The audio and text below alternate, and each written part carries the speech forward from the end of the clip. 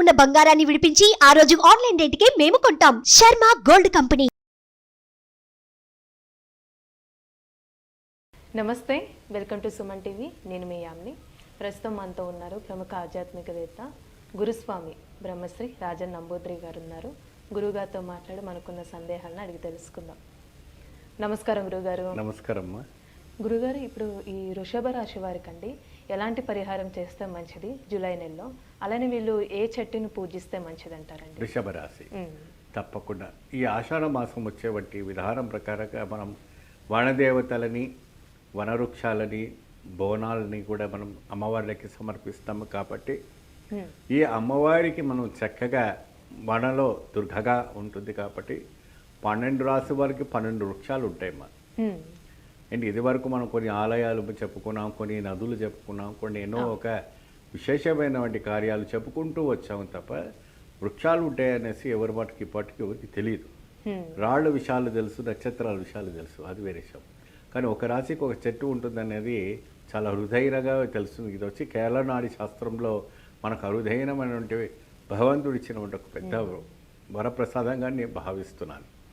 చక్కగా ఈ యొక్క వృక్షముతో వృషభ రాశి వారు మీకు ఉద్యోగము మరియు ఆదాయము మరియు అదే రకమైనటువంటి మీ యొక్క ఏదైతే సమస్యలు ఏదైనా ఉన్నా అవి మరి బిజినెస్ రంగంలో ఉన్నవారికని వ్యాపారం అభివృద్ధి కలగాలన్నా కూడా ఇంకా అనేక రకమైనటువంటి కార్యక్రమాల్లో ఉండాలన్నా కూడా మీకు సక్సెస్ కలగాలంటే చక్కగా మీరు ఈ యొక్క వృక్షాము దగ్గరికి వెళ్ళి మీరు చక్కగా దీపార్థన చేసుకొని ఇచ్చినామంటే ఒక మంత్రంతో ఒక 11 ప్రదక్షిణ చేయండి ఏమా. ఇదేంటంటే ఒకటి మంగళవారం పెట్టుకోవచ్చు, లేదంటే శుక్రవారం పెట్టుకోవచ్చు, లేదంటే సోమవారం అన్న పెట్టుకోవచ్చు. ఆ వృక్షము మీకు తెలిసి ఉంటుంది, మారేడు వృక్షము. ఆ మారేడు వృక్షము మీ దగ్గరలో అంటే ఎక్కువ శాతం గుడిలో కూడా ఉంటుందండి. ఆ ఒక వృక్షము దగ్గరికి వెళ్ళేసి ఆ మారేడు చెట్టు ఒక చుట్టూ తిరిగేసి దీపార్థన చేయండి. అది సాక్షాత్గా మహాశక్తి స్వరూపిణిగా మనం భావిస్తుంటాము.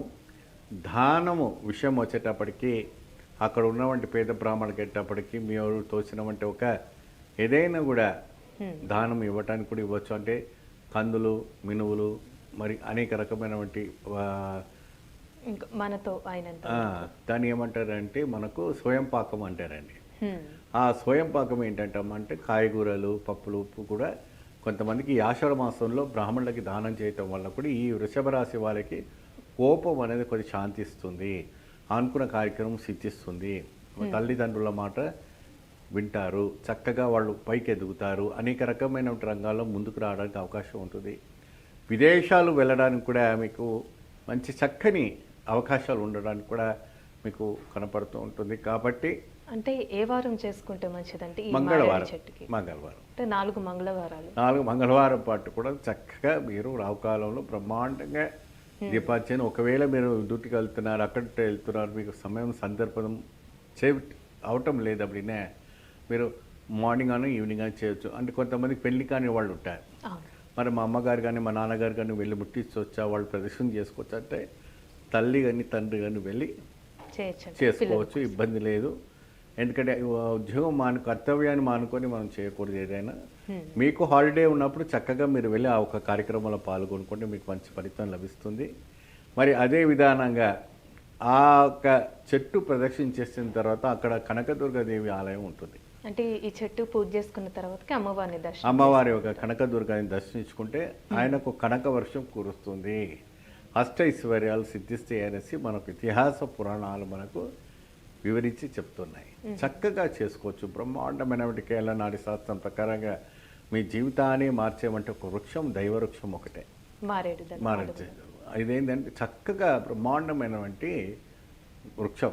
ఈ వృక్షాల దగ్గర కూర్చొని మహాయోగులు అయ్యారు, తపస్సులు అయ్యారు, మహాత్ములు కూడా అయ్యారు.